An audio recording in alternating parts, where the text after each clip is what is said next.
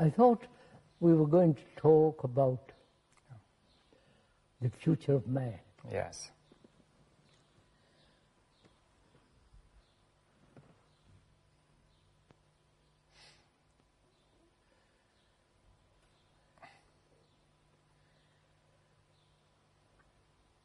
I mean, really, when we talk about man, we're talking about humanity. The whole of mankind. Whole yes. of mankind. Not the British, or the French, No. or the Russian, or the American, but the whole of The future is all human beings. interlinked now, anyway. As things are, but from what one observes, the world has become tremendously dangerous. Yes. Terrorists, wars, and the national divisions and racial divisions. Some dictators who want to destroy the world and so on and so on. And also religiously there is tremendous separation. Yes, and I think there's the economic crisis and the ecological crisis, Yes, which ecological and economic problems. Problems seem to be multiplying more and more. So, what's the future of man? What's the future of not only the present generation, but the coming generation? Yes, well, the future looks very grim. Very grim. If you were quite young, and I was quite young, what would we do, knowing all this? What would be our reaction? What would be our life, our way of earning a livelihood and so on? Yes, well, I've often thought of that. For example, I've asked myself, would I go into science again? Yes. And I'm not at all certain now, because science does not seem to be relevant to this crisis. No. They are, on the contrary, they are helping. It makes it worse, yeah? Yes, they are helping. It might help, but in fact it isn't. Right? So what would you do? I think I would stick to what I'm doing. Well, that would be easy for you. For me, quite easy. But there are several problems, of course. I don't know if you want to discuss them. If a person is just starting out, he has to make a living, right? Of course. Now, there are very few opportunities now, and most of these are in jobs which are very limited. Limited and unemployment right throughout the world. Yes. I wonder what you would do, knowing that the future is grim, very depressing, dangerous, and so uncertain. Where would you begin? Yes, well, I think one would have to stand back from all these particular problems of my own needs and the needs of the people around me. Are you saying one should really forget oneself for the time being? Yes. Even if I did forget myself, and when I look at this world in which I'm going to live, and have some kind of career or a profession, and the unemployment, what would I do? This is a problem that I think most young people are facing. Yes, it's clear.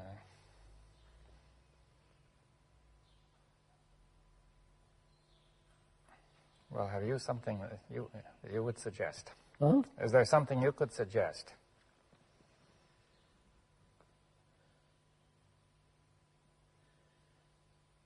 Yeah, I think I don't think in terms of evolution.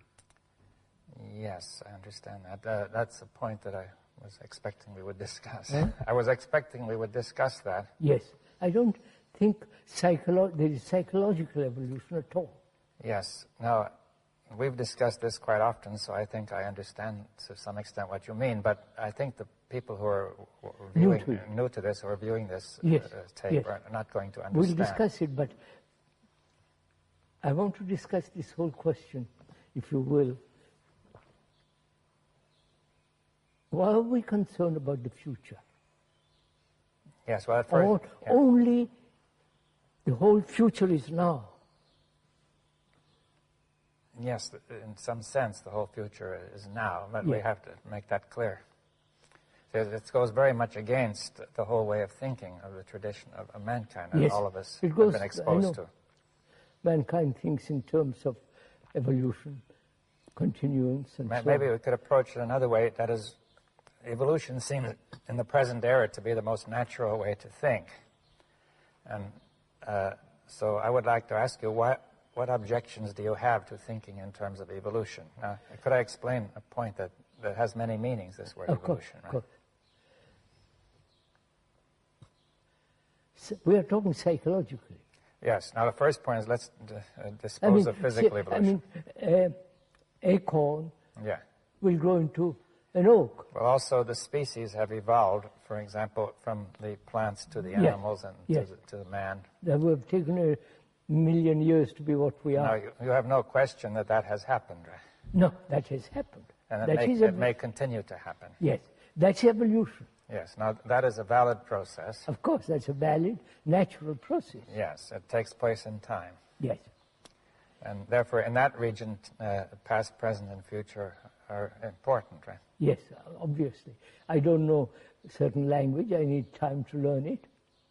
Well, also, it takes time to improve the brain. See, if the brain started out small with a certain, and then it got bigger and bigger, that took a million years. And become much more complex.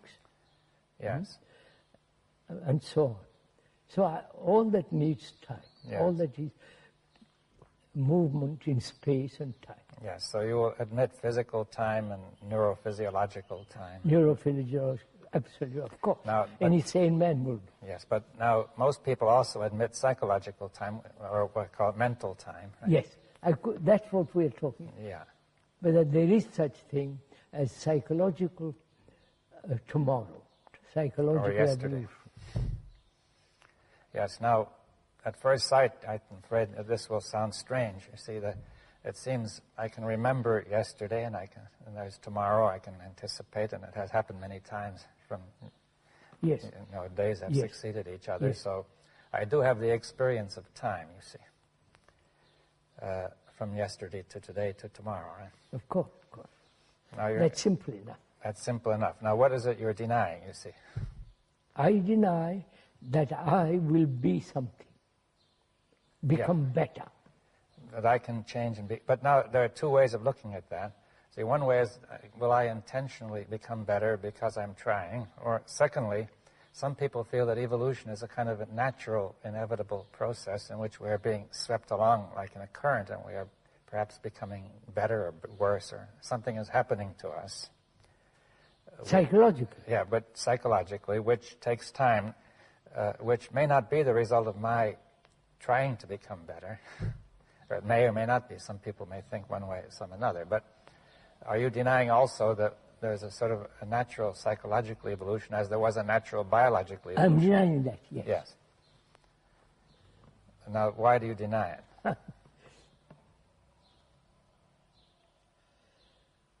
Because first of all, what is the psyche? Yes.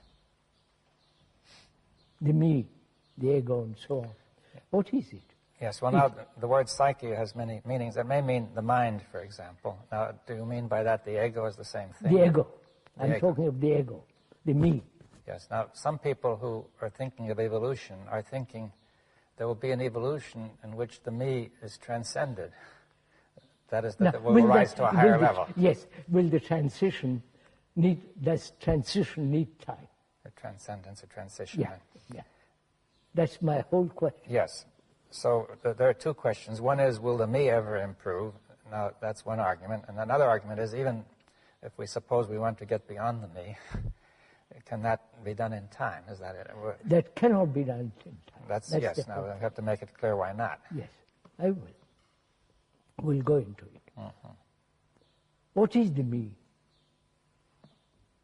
If the psyche has such a different meanings, the me is the whole movement which thought has brought about. Well, now why do you say that?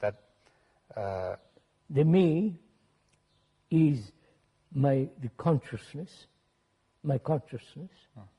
The me is my name, form, and all the various experiences that I've had, remembrances, and so on. The whole structure of the me is put together by thought. Yes, well, that again will be something which some people might find it hard to accept. That Yeah, of course, we're discussing. Yeah, but I mean also to try to bring it out. Now, Yes. The first experience, the first feeling I have about the me is that the me is there independently and that the me is thinking. Is the me independent of my thinking? Well, my own first feeling is the me is there independent of my thinking, and it is the me that is thinking. You see, like Yes. I am here and I could move my arm, or I could think, or I could move my head, you know. Yes. Now, is that an illusion? No. What? Because the me, when I move my arm,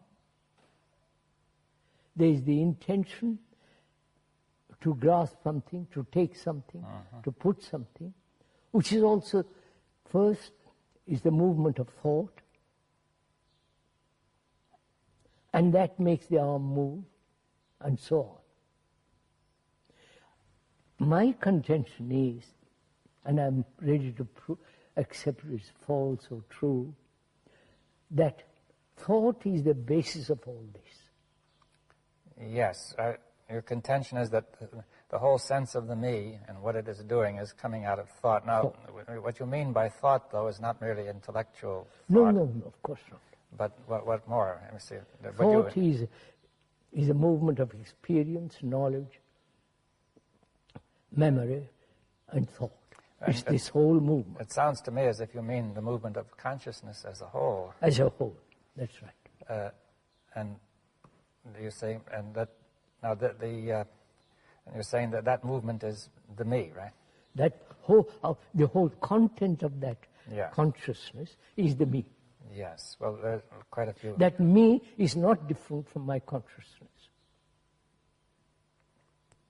Yes. Well, someone might feel, but I think one could say that I am my consciousness, because if I'm not conscious, I'm not here, right? Of course. Now, is consciousness nothing but, say, what you have just described, which includes thought, feeling, intention, aspirations, memories, beliefs, dogmas, the rituals I perform, the whole, like the computer that's been programmed. Yes. Now,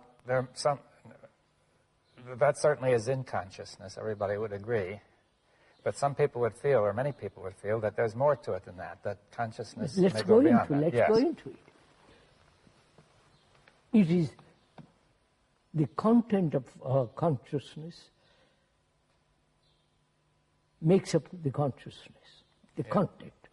Yes, I think that requires, some understanding that, you see, the ordinary use of the word content is quite different. If you say that the content of a glass is water, right? Yes.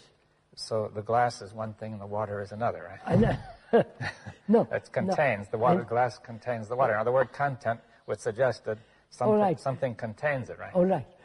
Consciousness is made up of all what it has remembered, beliefs, dogmas, rituals, the nationalities, fears, pleasures, sorrow.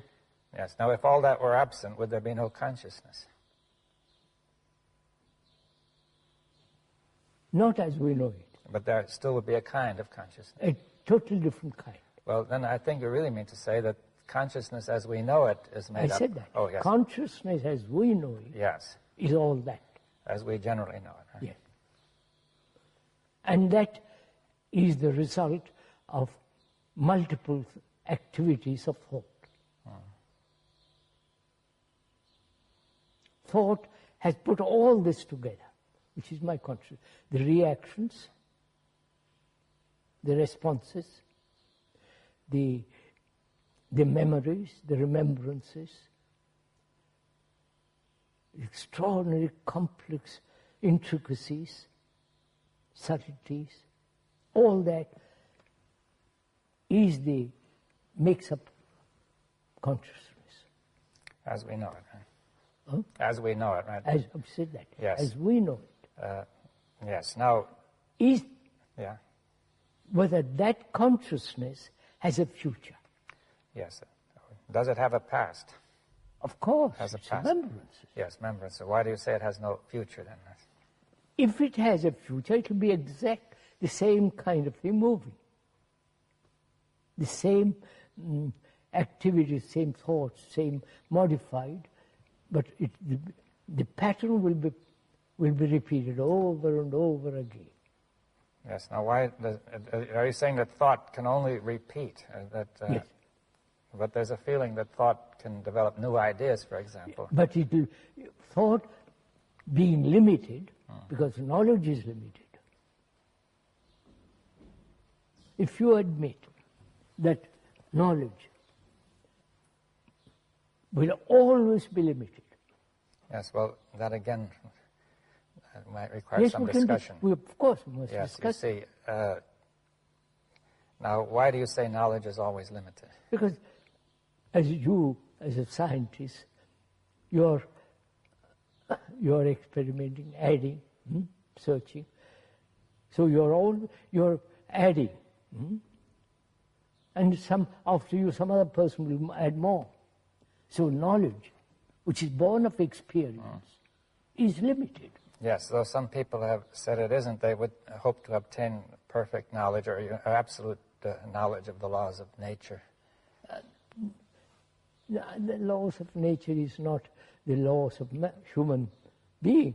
Well, do you want to restrict the discussion then to knowledge about the human being, right? Of course, that's all what we're even there you could question whether that knowledge of nature is possible, Of course, too. we are talking about the future of man. Yeah, now, all right, so we're saying that man cannot obtain unlimited knowledge of the psyche. Is that what Yeah, that's right. There's always more that's unknown. Yeah, there's more and more unknown. Yes. So, if once we admit that knowledge is limited, then thought is limited. Yes, thought depends on knowledge, and the knowledge does not cover everything. That's right. Therefore, thought will not be able to handle everything that happens, right? That's what the politicians and all the other people are doing. They think thought can solve every problem. Yes, you can see in the case of the politicians that knowledge is very limited. In fact, it's almost non-existent. And therefore, when you lack the adequate knowledge of what you're dealing with, you create confusion. Right? Yeah. So, then, as thought is limited, our consciousness, which has been put together by thought, is limited. Yes. Now, why does that mean can you make it clear that means we can only stay in the same circle? Same circle. See, one of the ideas might be, if you compare with science, that people might think, though my knowledge is limited, I'm constantly discovering. But what you discover is added to, but it's still is limited. It's still limited. That's the point, that I can keep on. See, I think one of the ideas behind a scientific approach is that though knowledge is limited, I can discover and keep up with the actuality. But that's also limited. My discoveries are limited, and there's always the unknown which I have not discovered. That's why I'm saying the unknown, the limitless cannot be captured by thought. Yes. Because thought in itself is limited.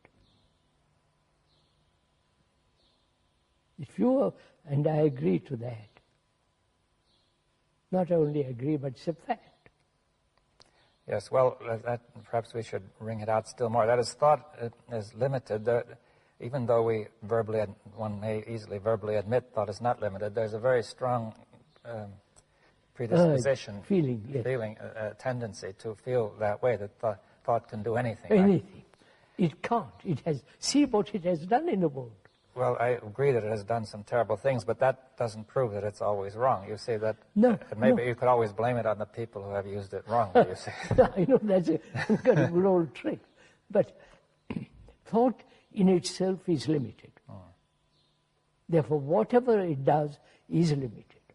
Yes, now, and it's limited in a very serious way, is what you're saying. That's right. Oh, of course, in a very, very serious way. Now, could we bring that, say what that way is? I mean, that way is what's happening in the world. All right, let's look at that. The totalitarian ideals is the invention of thought. Yes, well, we could say that the people, the very word totalitarian means they wanted to cover the totality, but they couldn't. They couldn't. They couldn't, the thing collapsed, right? It's collapsing. It's collapsing. Now, but then there are those who say they are not totalitarians. But the Democrats and all the rest of the Republicans and the Democrats and the idealists and so on, all their thinking is limited. Yes, but it's limited in a way that's very destructive. It's very serious and destructive. Now, in what way could we bring that out? You see that I could say, okay, my thought is limited, but, well, it may not be all that serious. You see, why is it so important? That's very simple, because whatever action is born of limited thought must breed conflict. Inevitable. Yes.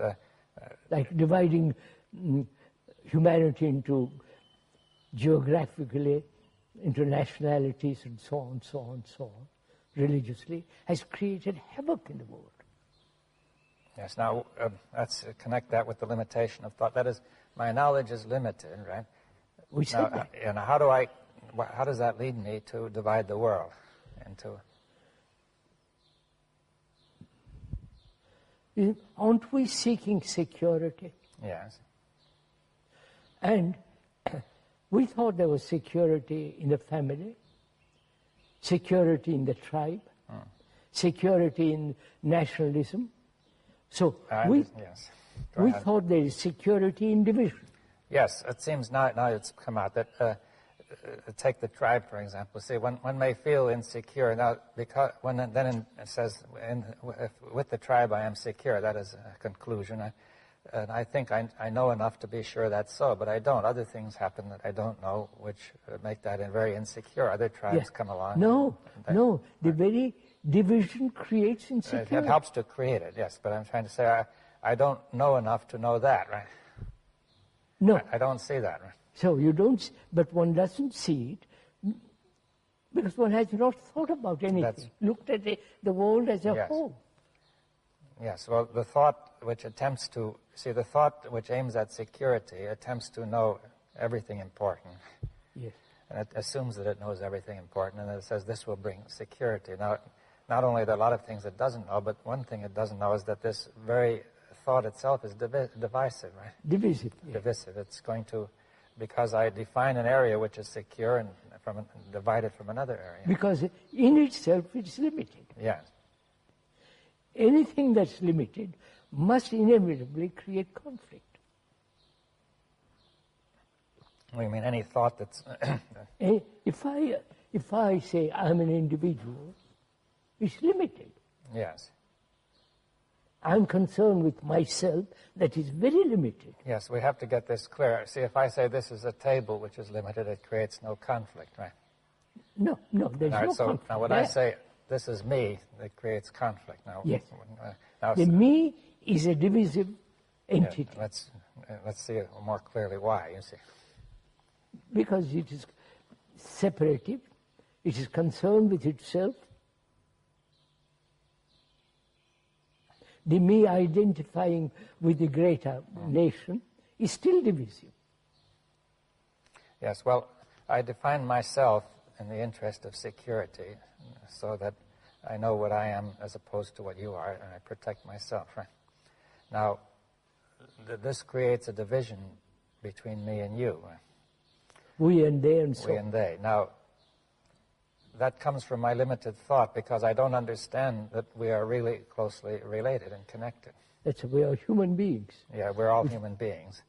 All human beings have the same, more or less the same problem. Now, I haven't understood that. My thought is, my knowledge is limited. I think that we can make a distinction and protect ourselves or me and not the others. Huh? Yes, that's right. But in the very act of doing that, I create instability. Right? Yeah, that's right. You create insecurity. So, if we see that, not merely intellectually or verbally, but actually feel it, that we are the rest of humanity, then the responsibility becomes immense. Yes, well, how can you do anything about that responsibility? Then either contribute to the whole mess or keep out of it. That is, not to be at peace, to have order in oneself. Well, I didn't. I'll come to that. I'm going to talk. Yes, you see, let's come, you see, I think we've touched on an important point, that we say the whole of humanity, of mankind, is one. Yes. And therefore, to create division there is destructive. Dangerous. Yes. Now, whereas to create division between me and the table is not dangerous, because in some sense we are not one, though. Me and the trees. That's only in some very general sense that we are one. But yes. Now, mankind doesn't realize that it is all one. I think we've, you see. Why? Well, Why? let's go into that. You see, I think we've been going, that this is a crucial point, that it's clear it doesn't, because there's so many divisions, and not only in nations and religions, but from one person to another. I know. Why is there this division? There, first of all, is the feeling, at least in the modern era, that every human being is an individual. Right? This may not have been so strong in the past. That's what I question. I question altogether whether we are individuals. Yes, well, that's a big question, because... Yeah, of course. We said just now,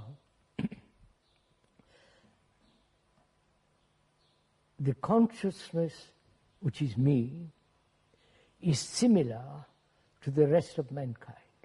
They all suffer. Yes. They all have fears. They're all insecure. They have their own particular gods and rituals, all put together by thought. Yes, well, I think this calls for some, there are two questions here. One is, not everybody feels that he is similar. Most people feel they have some unique distinction. At least they...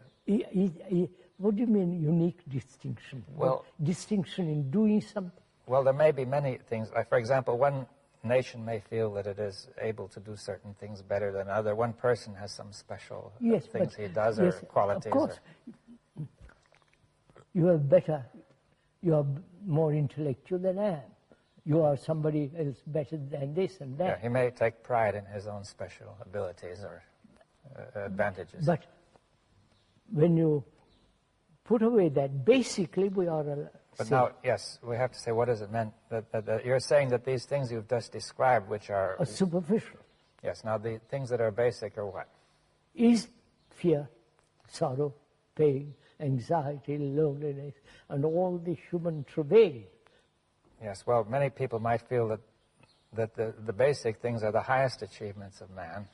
The highest achievements of mankind, and not these. What has he achieved? Well, let's discuss it. You see that? Yes. I mean, many people, at least, I understand. We've discussed this often, but I think we must yes, sir. bring it out. Let's go into it. What have we achieved? Well, for one thing, people may feel proud of the achievement of man in science and art and culture and technology. Achieved in all those directions, certainly we have. Yes. Vast technology, communication, travel, medicine, surgery. Yes. Has advanced tremendously. Yes, I mean, it's really remarkable in many ways. There's no question about it. Yeah. Now, you're what saying that all... have we psychologically achieved? Yes, I mean, one point is to say none of this has affected us psychologically. That's right. Right. And the psychological question is more important than any of the others, because if the psychological question is not cleared up, the rest is dangerous. Yes. They're quite right. Dangerous. If we psychologically are limited, then whatever we do will be limited. And the technology will then be used by our limited... Yes, the master is this limited psyche and not the rational structure of technology. And in fact, technology then becomes a dangerous instrument. Now, so that is one point, that the psyche is at the core of it all. And if the psyche is not in order, then the rest is useless. If the house is in order... Yeah, and now the second question is, although we're saying that there are certain basic disorders in the psyche, or lack of order, which is common to us all, and we may all have a potential for something else. But the second point is, are we all one, really, you see?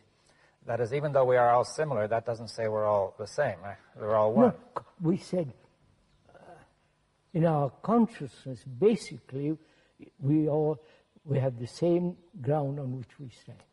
Yes. Well, that's, you see, from the fact, I'd say the human body is similar, it doesn't prove they're all the same. Of course, right? Your body is different from mine. Yes, we're in different places and different of entities and so on. Now, well, I think you're trying to say that the consciousness is not an entity which is individual. That's right. The body is an entity which has a certain individuality. That's right. That all seems so yeah, but clear. I think it may be clear, but I think... your body yeah. is different from mine. Yes. I have a different name than you. Yeah, well, we also have different, though similar material, it's different. We can't exchange, because the proteins in one body may not agree with those in the other. Now, many people feel that way about the mind, saying that there's a chemistry between people which may agree or disagree. No, but actually go deeper into the question. Consciousness is shared by all human beings.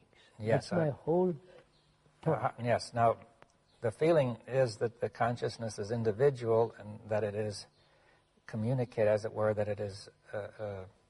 I think that's an illusion, because we are speaking to something that's not so. Yes, well, and what are you going to say that there is one consciousness of mankind? It's all one. It's all one, and that's important, because whether it's many or one is a crucial question. Yeah. Now, it could be many which are then communicating and building up a larger unit. Or you're saying from the very beginning it's all one. From the very beginning it's all one. And the sense of separateness is an illusion, right? And that's what I've said over and over again. That seems so logical saying. The other is insanity. Well, yes, now people don't feel that, one doesn't immediately feel that the notion of separate existence is insane, because one extrapolates from the body to the mind. One says it's quite sensible to say my body is separate from yours, and inside my body is my mind. And that, now, are you saying the mind is not inside the body? Now, that's quite a different question. Let's finish with the other point. Yeah.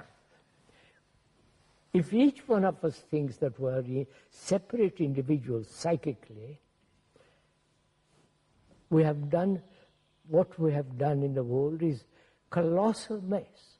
Well, if we think we are separate when we are not separate, then it will clearly be a colossal mess. That's what's happening. Each one thinks he has to do what he wants to do, fulfill himself. So he's struggling to be, he's struggling in his separateness to achieve peace, to achieve security, which that security and that peace is totally denied. Yes, well, the reason it's denied is because there is no separation. You see, if there were really separation, it would be a rational thing to try to do. But, actually. But if we're trying to separate what is inseparable, the result will be chaos, right? That's right. Now, that's clear. But I think that it will not be clear to people immediately that the consciousness of mankind is one inseparable whole. Yes, sir. Inseparable whole. Absolutely right. And many questions will arise if you once even consider the notion, but I don't know if we have gone far enough into this yet, that one question is, why do we think we are separate? Why? why do I think I'm separate? That's my conditioning. Yes, but how did we ever adopt such a foolish conditioning? From childhood, it's mine, my toy, not yours. Yeah, but the first feeling you get is, I say it's mine because I feel I'm separate. You see, yes, now, one doesn't start out, see, it isn't clear how the mind which was one came to this illusion that it is all broken up into many pieces. I think it's again the activity of thought. Thought, in its very nature, thought is divisive, fragmentary, and therefore I'm a fragment. Yes, well, thought will create a sense of fragments. You see, you could see, for example, that once we decide to set up a nation, then we will be separate from, think we're separate from the other nation, and all sorts of things, consequences follow, which make the whole thing seem independently real, that you have all sorts of separate language and separate laws and separate this, and you set up a boundary. And after a while, you see so much evidence of separation that you say, you forget how it started, and you say, that was there always, and we are merely proceeding from what was there always. That's why I feel if once we grasp the nature of thought, the structure of thought, how thought operates, what is the source of thought, and therefore it's always limited. If we really see that, then...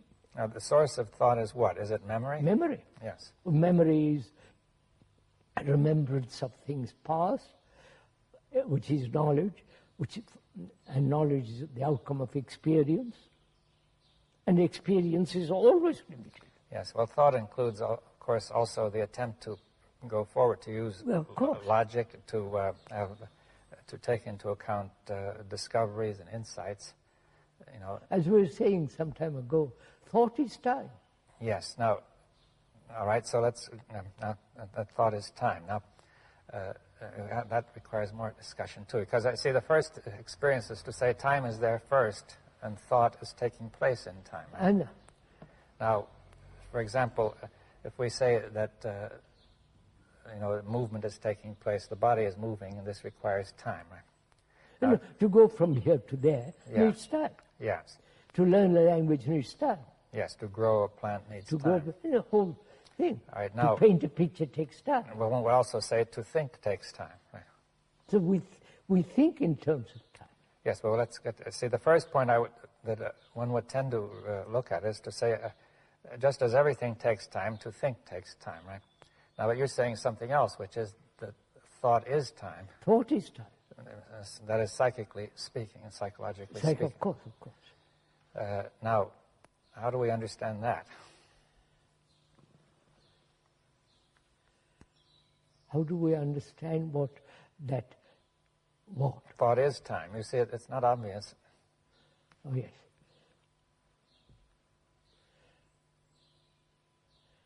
Would you say thought is movement and time is movement? Right, that's movement. Now, yes, well, these are, you see, time is a mysterious thing. People have argued about it. You know, we could say that time requires movement. I could understand that we cannot have time without movement, right? Time is movement. Time is movement. Now, but time is not separate. I don't say it's separate from movement, but you see, to say time is movement. You see, if we said time and movement are one. Yeah, I'm saying that. Yes. Now, they cannot be separated, right? No. All right, because that seems fairly clear. Now, there's physical movement, which means physical time, right? Yeah, physical time. There's the heartbeat time, and so on. Hot and cold, and also dark and light, the sunset, seasons, sunrise, all that. Yes. Now, then we have the movement of thought. Now, that brings us into the question of the nature of thought. Is thought nothing but a movement in the nervous system, in the brain? Yes. Would you say that? Yes. I mean, some people have said it includes a movement of the nervous system, but there might be something beyond. You know. What is time, sir, actually? Actually, what is time? time is hope. Psychologically. Psychological. I'm talking entirely But psychological one for the tends moment. to keep on thinking. Of course. We have understood that. Yeah. Time, hope is time. Becoming is time. Achieving is time. Now, take the question of becoming. I want to become something psychologically. I want to become non-violent. Take that for example. That is altogether a fallacy. Yes.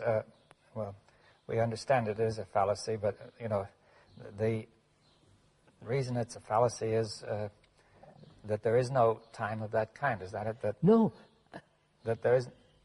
No, sir. Right. Human beings are violent. Yes.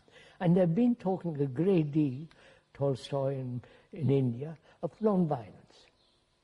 The fact is we are violent. Yes, but... And the non-violence is not real. Yeah, but we want to become that. Yeah, but you see, it's again an extension of the kind of thought that we have with regard to material things. You say, if you see a desert, the desert is real, and you say the garden is not real, but in your mind is the garden, which will come when you put the water there. Yeah. So we say we can plan for the future when the desert will become fertile, right? That's all right. Now you are saying. Now we have to be careful. We say we are violent, but we cannot, by similar planning, become non-violent. Non-violent. Now, why is that? Why? Because the non-violent state cannot exist while there is violence. Yes, yes. That's an ideal. Yeah. Well, one has to make it more clear because, you see, in the same sense, the fertile state and the desert don't exist together either. But, you see, I think that you're saying that in the case of the mind, when you are violent,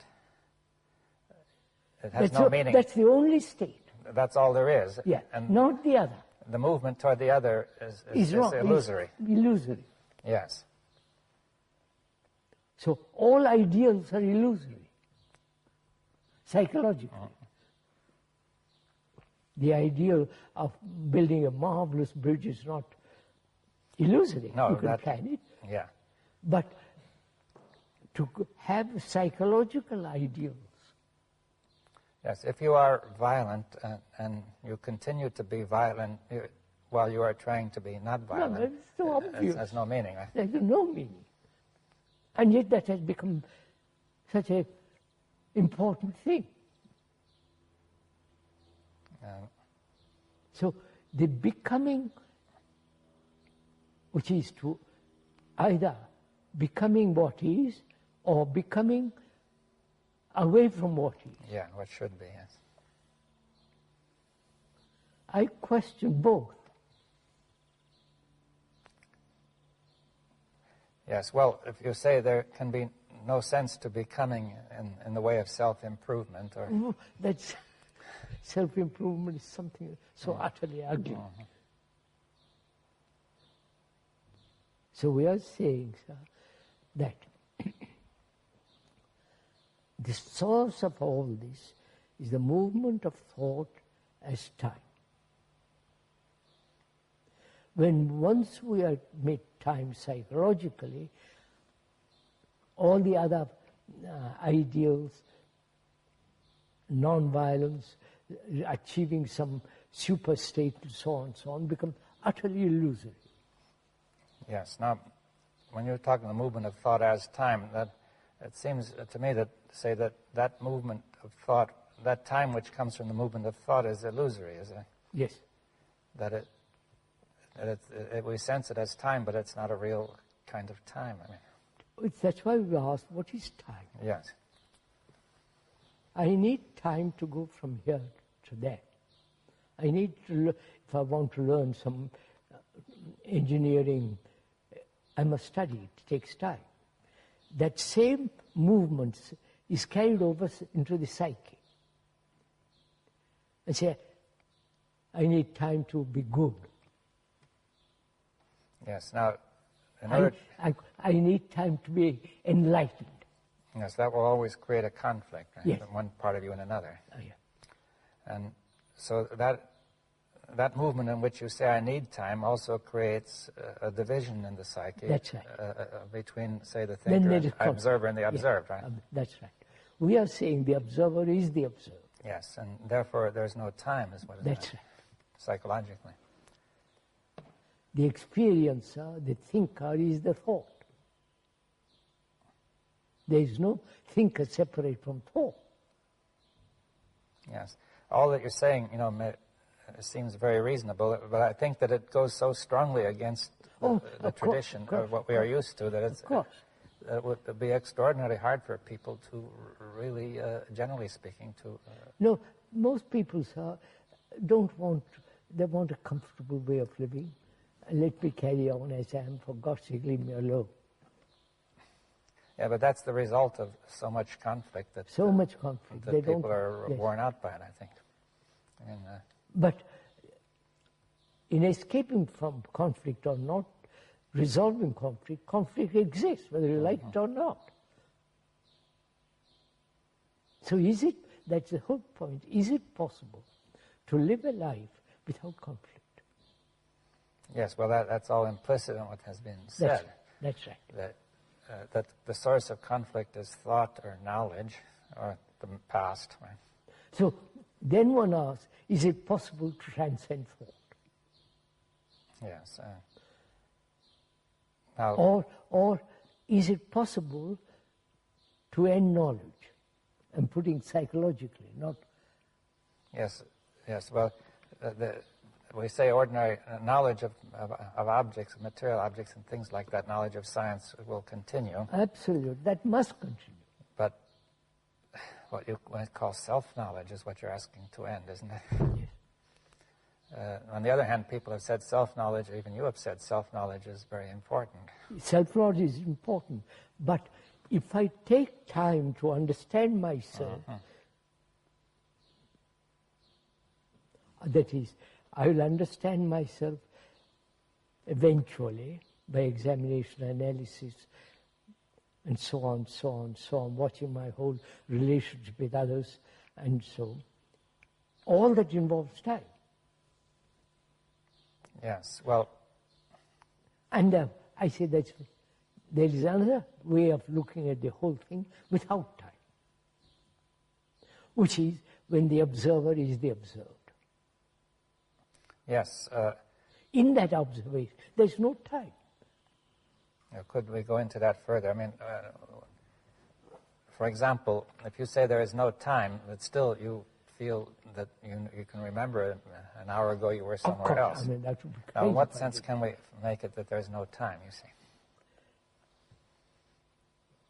Time is division. Right? As thought is division, that's right. Thought is time. Yeah, time is a series of divisions of past, present, future. So, thought is also that, divisive. So, time is thought, or thought is time. Yes, well, I mean, it doesn't exactly follow from what you said, but, we've explained it. Let's go into it. Yeah. You see,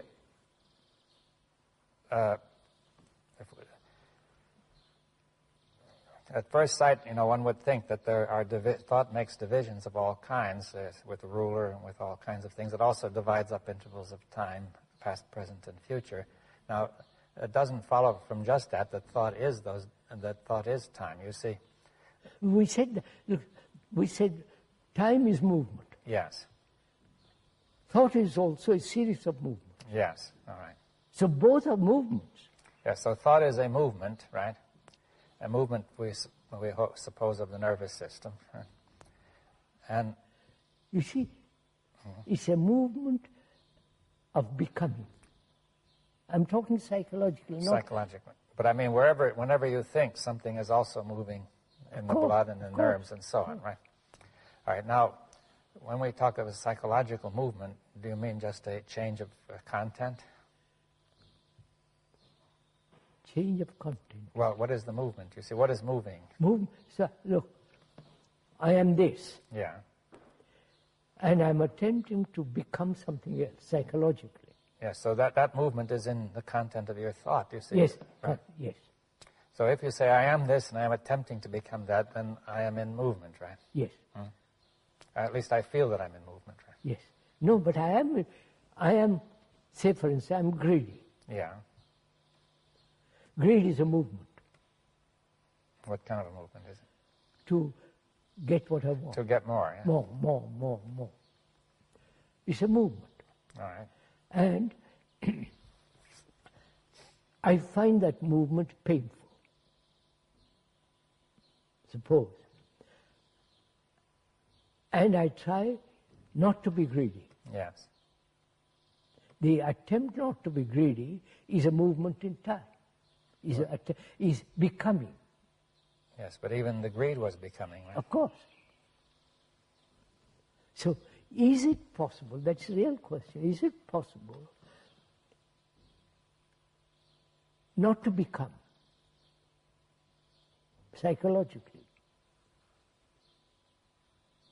Well, it seems that would require that you should not be anything psychologically. That is, as soon as you define yourself in any way, then... No, we'll define it in a minute. What? No, but I meant, look, if you say, if I define myself as greedy, or I say I'm greedy, or I am this, or I am that, then either I will want to become something else or to remain what I am, right? Now, can I remain what I am? Mm-hmm. Can I remain not with non-greed, but with greed? And greed is not different from me. Greed is me. Yes, that will require, the ordinary way of thinking is that I am here and I could either be greedy or not greedy. Right? Of course. As these are attributes which I may or may not have. Now, but the attributes are me. Yes, now that again goes very much against our common language and experience. Of course, right? sir.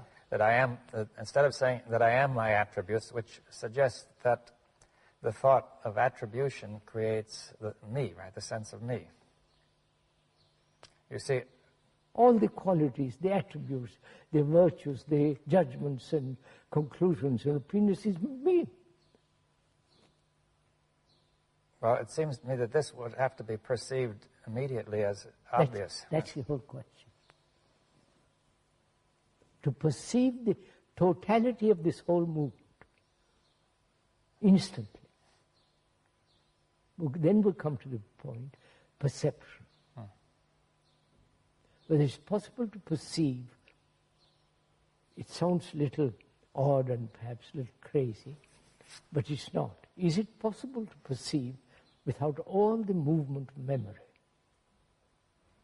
To perceive something directly, without the word, without the reaction, without the memories entering into perception. Yes, well, that's a very big question because memory has constantly entered perception. Of course, that's the whole... You see, it would raise the question, what is going to stop memory from entering perception? Nothing can stop it. Yes. But if I see the reason, the rationality of the activity of memory, which is limited, the very perception that it is limited, you are moved out of him to another dimension. It seems to me you have to perceive the whole of the limitation of memory. Now, not one part. You can see in general that memory is limited, you see, that because now, but there are many ways in which this is not obvious, you see. For example, many of our reactions that are not obvious are maybe memory, but we don't experience them as memory, you see. Like you say, I experience me as being there presently and not memory, you see. That's the common experience. Suppose I say I want to become less greedy, right? So I experience greed and I experience the urge to become as actual Actuality. And not merely the result of memory, but I say I can remember that I have been greedy, but this me the me is the one who remembers, not the other way around, that, of course. That memory creates me, right?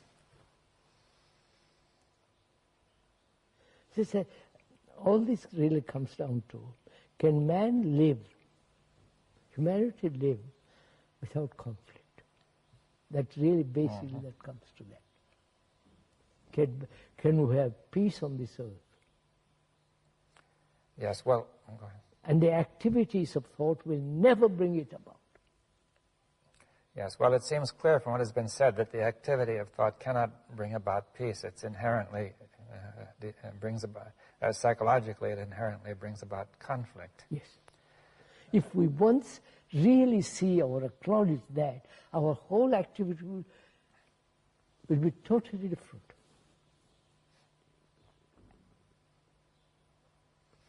But are you saying that there's an activity which is not thought, then? Which is not? Which is beyond thought. Yes. And which not only is beyond thought, but which does not require the cooperation of thought. That is... Oh, certainly not. That it is possible for this to go on when thought is absent. That's the real point we have often discussed. Yeah. Whether there is anything beyond thought. Not something holy, sacred, I'm not talking about that. I'm talking, is there an activity which is not touched by thought? We are saying there is. And that activity is the highest form of intelligence. Yes, well, now we brought in intelligence. I know. I purposely brought it in. So, so intelligence is not the activity of cunning thought. There is intelligence to build a table. Yes, but intelligence can use thought, as you were often said, right then. Intelligence can use thought. Yes, or thought can be the action of intelligence, would you put it that way? Yes. Or it could be the action of memory. Huh? That's it. Either the action is born of memory, and therefore memory is limited, therefore thought is limited, and it has its own activity, which then brings about conflict. Yes. I think this would connect up with what people are saying about computers. You see, every computer must eventually depend on some kind of memory, Memory, yes. Which is put in, or else programmed, and that must be limited, right? Of course. Because now, therefore, when we operate from memory, we are not very different from a computer. Or the other way around, perhaps the computer is not very different from us. I'll say once, a Hindu has been programmed for the last 5,000 years to be a Hindu. Or in this country, you're being programmed as British. Or as a Catholic, or a Protestant. Yes. So we're all programmed up to a certain extent. Yes. Now then we could say that you're bringing in the notion of an intelligence which is free of the program, which is creative perhaps. Yes, that's right. And that intelligence has nothing to do with memory and knowledge. Yes, it may act in memory and knowledge, but it has nothing to do with it in its origin. It may act through memory, etc. That's right. And how do you find out whether it has any reality, not just imagination and romantic nonsense? How do you find out? To come to that, one has to go into the whole question of suffering, whether there's an ending to suffering. And as long as suffering and fear and the pursuit of pleasure exist, there cannot be love. Yes, well, there are many questions there. Now, the first point is, say, suffering, or including pleasure, fear, and suffering, and I suppose we can include anger and violence and greed in there. Of course, otherwise... yes. Now, we could say that all those, we're saying, first of all, that all those are the response of memory. Yes. They're nothing to do with intelligence.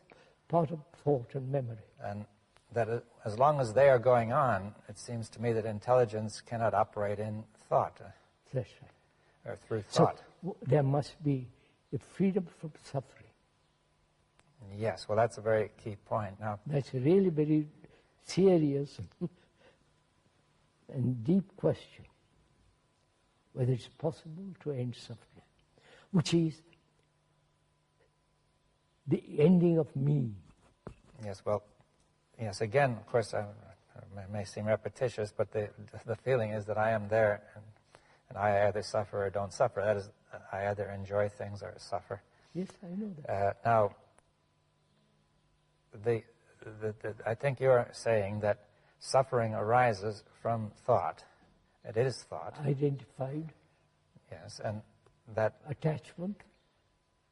So what is it that suffers? You see, there's this feeling, it's really the opposite of the feeling of pleasure, it seems to me, that whenever pleasure, memory may produce pleasure, and then when it doesn't work, it produces, when it's frustrated, it produces pain and suffering. Not only that, suffering is much more complex, isn't it? Yes. Suffering,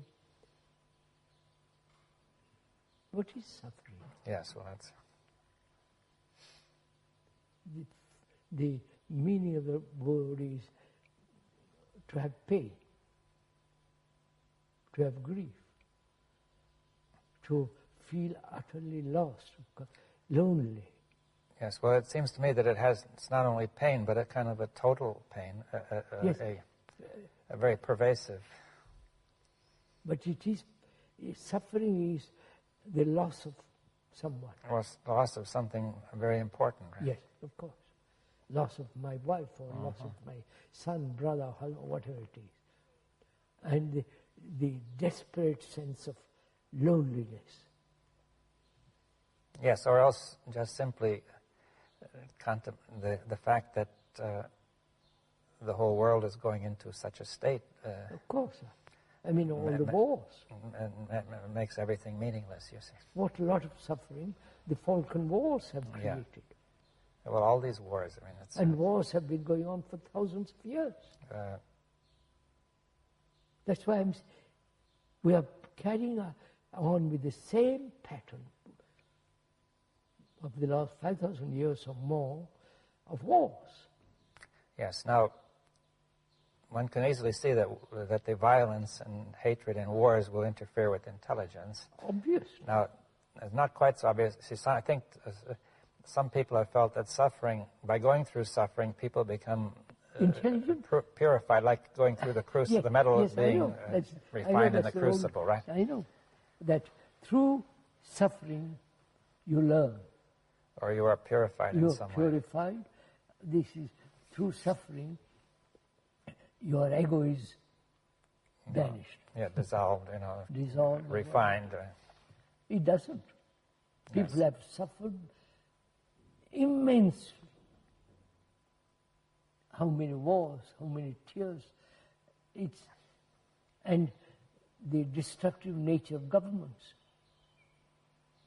Yeah, so they've suffered any number of things. I can multiply them. Unemployment, ignorance of all well, that. disease, pain, everything. But you see, what is suffering really? Why does it destroy intelligence or interfere, prevent it? Why does suffering prevent intelligence? What is going on, really? Suffering is only concern, is a shock, I suffer. I have pain. It is the essence of the me. Yes, the difficulty with suffering is that it's the me that is there that is suffering. Yes. And this me is really being sorry for itself in some way. My suffering is different from your suffering. It isolates itself, yes. And it creates an illusion of some kind. We don't see suffering is shared by all humanity. Yes, well, but suppose we see it is shared by all humanity.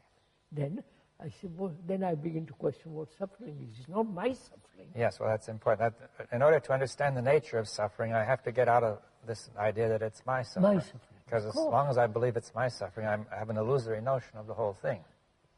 Now, and I can never end it. Yeah, well, but not if you treat it. If you're dealing with an illusion, well, you can do nothing with it.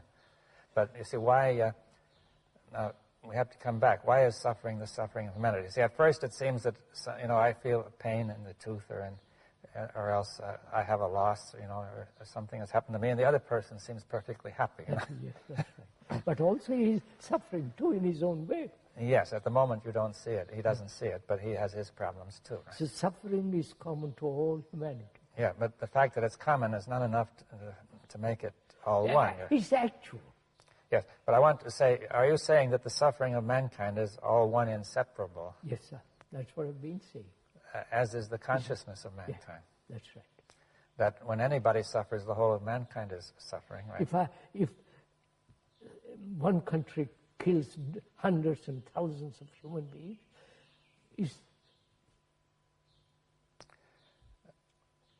the whole point is we have suffered from the beginning of time. We have suffered. And we haven't solved it. No, it's clear it hasn't been solved. We haven't solved it. But see, we haven't ended suffering. I think you've said something. The thing you've said, which is that the reason we haven't solved it is because we are treating it as personal or as a small group where it cannot. That's an illusion. Now, any attempt to deal with an illusion cannot solve anything. Now, we would like to make it very clear. Thought cannot solve anything. Well, yes, psychologically. Because the thought, you can say that the thought itself divides. Let's say, put it, thought is limited. It is not able to see that this suffering is all one, right? Yes, and therefore it divides it up, right? That's it's mine and yours and theirs. That's and that creates illusion which only multiplies suffering. Now, it seems to me that that the statement that suffering of mankind is one is inseparable from the statement the consciousness of mankind is one. Right? We said that. Yes. Suffering is part of our consciousness. Yes. But one doesn't get the feeling immediately that this suffering belongs to the whole of mankind, you see. So, the world is me, I am the world. Yes, you've often said that. Yeah. But we have divided it as British Earth and French Earth. Now, do you mean by the world the physical world or the world of society? Or the world of society, world of psychological world, chiefly. Yes, so we say the world of society, of human beings, is one. And I am, now when I say I am that world, what does that mean? The world is not different from me. The world and I are one? Yes. Right, we are inseparable. Yes. And that's real meditation, that's real, you must feel this in not just verbal statement, it is an actuality.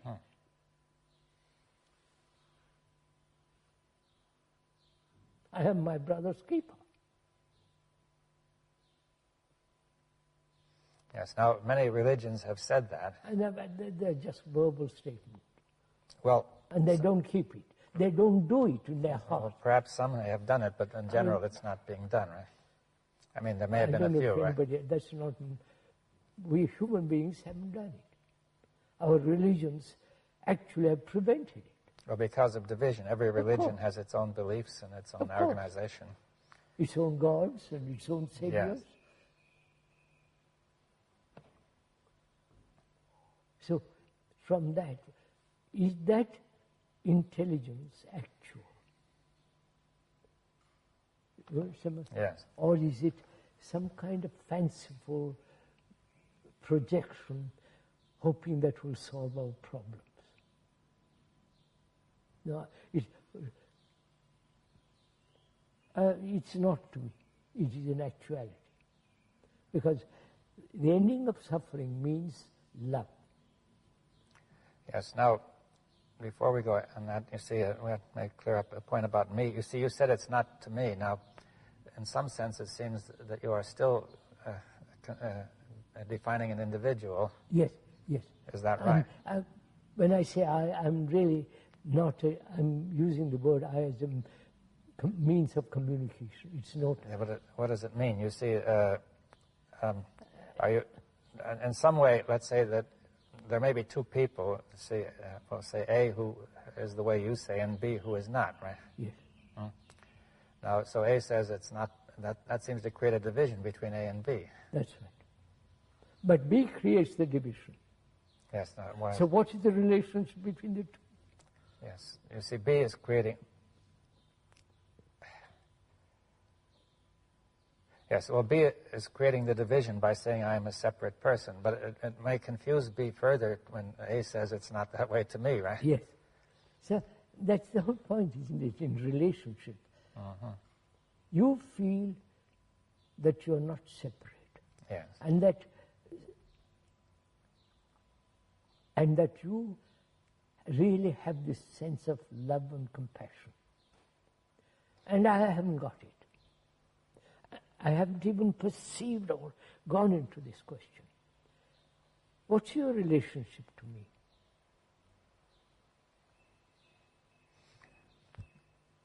Yes, well... Yes, what I'm saying. discussed Your that, relationship, you have a relationship with me, but I haven't any relationship with you. Well, yes, I think one could say that the person who hasn't seen is almost living in a world of dreams psychologically. And therefore the world of dreams is not related to the world of being awake. That's right. But the fellow who's awake can at least awaken perhaps the other fellow. You are awake, I'm not. Yes. And if I'm, then your relationship with me is very clear. But I have no relationship with you. I cannot. I insist on division, and you don't. Yes, in some way we have to say the consciousness of mankind has divided itself. It's all one, but it has divided itself. Of course. By thought, right? That's what we've been through. Yes, and that's why we're in this situation. That's why all the problems that humanity has now, psychologically as well as in other ways, is the result of thought. And we are pursuing the same pattern of thought. And thought will never solve any of these problems. So there is another kind of instrument, which is intelligence. Yes, well, that opens up an entirely different subject. Yeah, I know. And you also mentioned the love as well, or compassion, right? Without love and compassion, there is no intelligence. Yes, and that you cannot be compassionate if you are attached to some religion, some post, you're tied to a post like an animal tied to a post, and it can think it is compassionate. Yes, well, as soon as your self is threatened, then you cannot, it all vanishes. But you see, what you really think is important. Self hides behind other things. Yeah. Oh, I mean, noble ideals. Yes. Right? It has immense capacity to hide itself.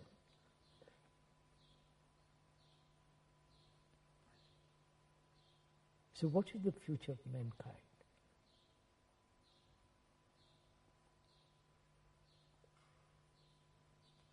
From what one observes is leading to destruction. Well, that's the way it seems to be going, yes. Very gloomy, grim, dangerous, and if one has children, what is their future? To enter into all this?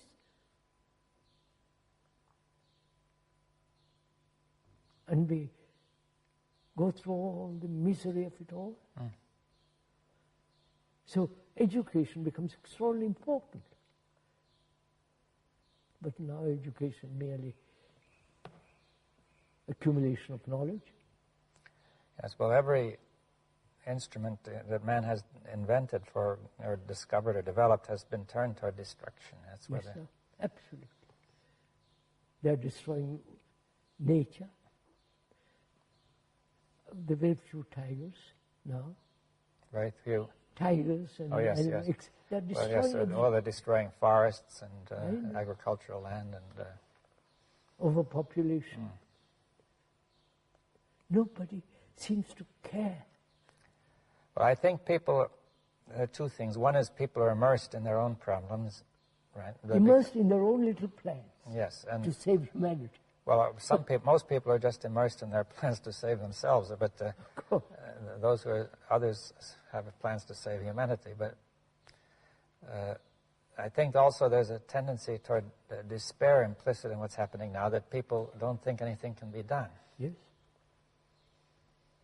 And if they think something can be done, they form little groups and little theories.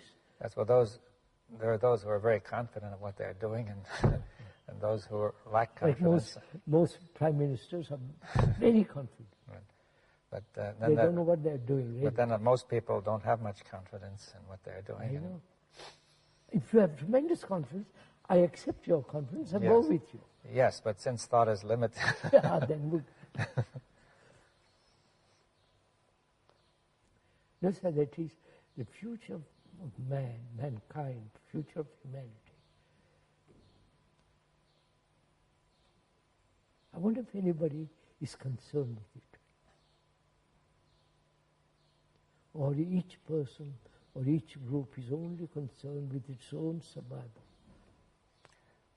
Well, I think the first concern is almost always has been with survival, either the individual or the group. You see, that has been the history of mankind. Therefore, perpetual wars. Yes. Perpetual insecurity. Yes, but this is, as you said, the result of thought, which makes the mistake of, on the basis of being incomplete, to identify the self, with a group and so on. You happen to listen to all this. You agree to all this. You see the truth of all this. Those in power will not even listen to you. No. They are creating more and more misery, more and more becoming dangerous. How do you then, what's the point of you and I agreeing, seeing something true? This is what people are asking. What's the point of you and I seeing something to be true? And what effect has it? Yes, well, it seems to me that if we think in terms of effects, we are bringing in time. And also it's the wrong question. Yeah, we bring in time. We are bringing in the very thing which is behind the trouble. Trouble, yes. That is, their first response would be, we quickly must get in and do something to change the course of events. Therefore, form a society, foundation, organization, all the rest. But you see, our mistake is that to do that, we must think about something, and that thought is incomplete, right? We don't really know what's going on. Yeah. And people have made theories about it, but they don't know. No, but come down to it. If that's the wrong question, then as a human being, who is mankind, what is my responsibility? Well, I think it's the same as... Apart from effect and all that. Yeah, we can't look toward effects, we see. But it's the same as with A and B, that A sees and B does not, right? Yes. Now, suppose A sees something and most of the rest of mankind does not, right? Then it seems that, one could say mankind is in some way dreaming, asleep. It's dreaming. It's caught in an illusion. Illusion, yeah. And the point is that to somehow, if somebody sees something, then his responsibility is to help wake that person, wake the others up, right? To get out of the illusion. That's just it. I mean, this has been the problem. That's why the Buddhists have projected the idea of the Bodhisattva, who is compassionate and is essence of all compassion, and he's waiting to save humanity. Sounds nice. It's a happy feeling that there is somebody doing this, but in actuality we won't do anything that's not comfortable, satisfying, secure, both psychologically and physically. Yes, well, that's the source of the illusion, basically. How does one make another see all this? They haven't time, they haven't the energy, they haven't even the inclination, they want to be amused. How does one make X see this whole thing so clearly that she says, all right, I've got it, I'll work. And I see I'm responsible, I won't be all the rest of it. I think that's the tragedy of those who see and those who